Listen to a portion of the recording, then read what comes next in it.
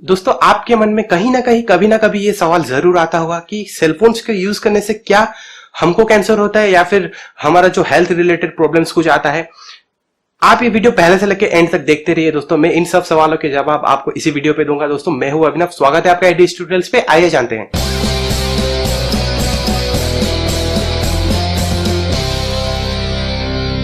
दोस्तों, सेलफोन्स किस तरह काम करते हैं। सेलफोन्स जो है वो सिग्नल सेंड करते हैं जो नियर बाय टावर्स है।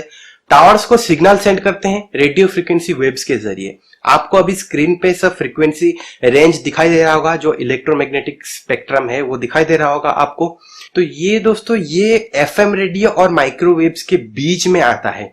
एफएम रेडियो हो, जो एफएम हो, माइक्रोवेव्स या विजिबल लाइट, ये एक तरह के नॉन आयोनाइजिंग रेडिएशन होते हैं। लेकिन आप अगर एग्जांपल लोगे, एग्जांपल अगर मैं लूं गामा रेज या फिर अल्ट्रावायलेट रेज, ये आयोनाइजिंग रेडिएशन होते हैं। आयोनाइजिंग रेडिएशन मतलब अगर कोई भी ऐसी फ्रीक्वेंसी के सिग्नल अगर कोई भी एटम पे स्ट्राइक करते हैं, अगर वहां से वो एटम से वो इलेक्ट्रॉन्स निकाल देते हैं, एक हो दो हो या कुछ भी, तो वहां से अगर इलेक्ट्रॉन्स निकाल देंगे दोस्तों, तो हम बोलते हैं कि वो आयोनाइज हो गया, या फिर वो जो वेव है उसका कैपेसिटी होता है आयोनाइज करने के लिए। लेकिन ये जो रेडियो फ्रीक्वेंसी वेव्स हैं, तो इनकी इतनी कैपेसिटी नहीं होती है कि वो आपके बॉडी के जो सेल है वहां पे जाके आपके डीएनए को डिस्ट्रॉय कर सकते हैं।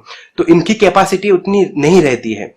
तो दोस्तों, ये रेडियो फ्रीक्वेंसी ये अलग होते हैं आयोनाइजेशन रेडिएशन से, जो एक्सरे या फिर गामा रेज का है, वो आपके जो डीएनए का केमिकल बॉन्ड को ये डिस्ट्रॉय कर देते हैं। तो ये अलग होते हैं।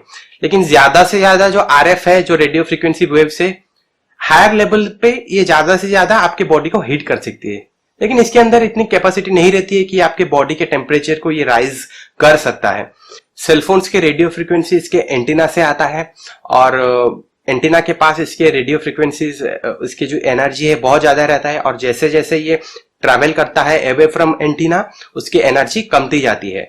तो अगर आप कान के पास फोन देते हो तो आपका जो रेडिएशन है वो सबसे ज्यादा रहता है, जो एनर्जी लेवल वो ज्यादा रहता है। जो रेडियो फ्रीक्वेंसी, इसके बहुत सारे फैक्टर्स भी है, जैसे कि आप कितने टाइम फोन पे बात करते हो। अगर आप ज्यादा टाइम फोन पे बात कर रहे हो तो एनर्जी लेवल आपका ज्यादा हो जाता है। जो आप कान के पास अगर फोन पे बात करते हो तो एनर्जी लेवल ज्यादा रहता है। आप कैसे बात करते हो, हैंडसेट मोड पे या फिर स्पीकर मोड पे। अगर स्पीकर मोड पे बात करते हो तो रेडियो फ्रीक्वेंसी जो वेव है वो ज्यादा नहीं होता है आपके कान के पास। अगर आप हैंडसेट में बात करते हो तो सबसे ज्यादा रहता है वो रेडियो फ्रीक्वेंसी। कितना डिस्टेंस पे है आपका जो नियरेस्ट टावर है, वो कितना डिस्टेंस पे है, उसके ऊपर भी डिपेंड करता है। और कितना ट्रैफिक है आपके एरिया में, जो ट्रैफिक मतलब नेटवर्क ट्रैफिक जो है, वो कितना नेटवर्क ट्रैफिक आपके एरिया में है, उसके ऊपर भी डिपेंड करता है कितना आरएफ एनर्जी लेवल आपके पास है। अभी दोस्तों, मैं आपको एसएआर के बारे में बता रहा हूं। एसएआर होता है specific absorption rate. SAR value जो है, उसका मतलब ये है आपके फोन से आपके बॉडी के अंदर कितनी एनर्जी जाती है, ये एसएआर डिफाइन करता है।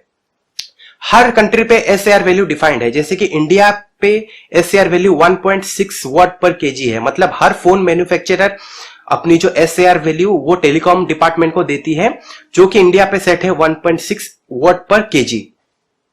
ये एसएआर वैल्यू ज्यादा ही सेट होता है, मतलब ज्यादा से ज्यादा वैल्यू सेट करके देते हैं ताकि जो रेडिएशन है वो उससे कम ही आए। तो आपको अगर लगता है हेडेक आ रहा है आपके सर पे, कुछ भी हेल्थ रिलेटेड प्रॉब्लम आ रहा है दोस्तों, इसके पीछे फोन नहीं है। आप मत सोचो कि फोन ही है जो आपको प्रॉब्लम दिलाता है या हेडेक कॉज कर रहा है, क्योंकि इसको ऐसे ही सेट किया गया है। 1.6 जो है ये बहुत ज्यादा हो सकता है, इससे कम है आपका जो वैल्यू, लेकिन 1.6 फिलहाल इंडिया में जो टेलीकॉम डिपार्टमेंट को दिया गया है, जो फोन मैन्युफैक्चरर है 1.6 वाट पर केजी ही लेते हैं। तो दोस्तों, आपको शायद पता चल चुका है कि आपको अगर हेल्थ रिलेटेड प्रॉब्लम आ रहा है या कुछ भी अगर आ रहा है, हेडेक हो रहा है, तो इसके पीछे फोन नहीं है। आप ये मत सोचो कि फोन ही है जो आपको प्रॉब्लम देता है, हेल्थ रिलेटेड इश्यू देता है। बस यही है, जो रेडियो फ्रीक्वेंसी वेव है ये बहुत लोअर एनर्जी लेवल का होता है, तो ये आपको कुछ भी इफेक्ट नहीं करता है आपके प्रॉब्लम पर। यूवी रेज है, अगर आपका गामा रेज या कुछ भी अल्ट्रावायलेट रेज है, ऐसे हायर लेवल ऑफ एनर्जी आपको आपके डीएनए, आपके केमिकल बॉन्ड खराब कर सकती है आपके डीएनए में।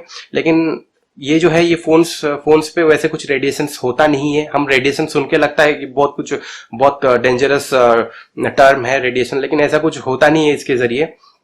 और एक बात है, आप लेकिन कम से कम फोन यूज कीजिए। ऐसा नहीं कि आप दिन भर फोन पे कान के पास लगाए, कुछ ना कुछ तो जाता है रेडिएशन, जो भी हो आपके जो शरीर पे कुछ ना कुछ रेडिएशन तो जाता है, पर आप कम से कम यूज करिए। अगर स्पीकर मोड ऑन करके बात कर सकते हो तो स्पीकर मोड पे ऑन कीजिए। तो दोस्तों आज के लिए बस इतना ही। आपको एटलीस्ट पता चल चुका है जो फोन से और कैंसर या हेल्थ रिलेटेड इश्यूज के बारे में इन दोनों के बीच रिलेशन क्या है। दोस्तों मैं आशा करता हूं आपको पसंद आया ये वीडियो। अगर आपने अभी तक सब्सक्राइब नहीं किया है तो प्लीज सब्सक्राइब कीजिए मेरे चैनल पर, लाइक और शेयर भी कीजिए अपने दोस्तों के साथ। मैं ऐसे ही आपके लिए टेक्नोलॉजी रिलेटेड चीजें लेके आऊंगा। दोस्तों आज के लिए बस इतना ही।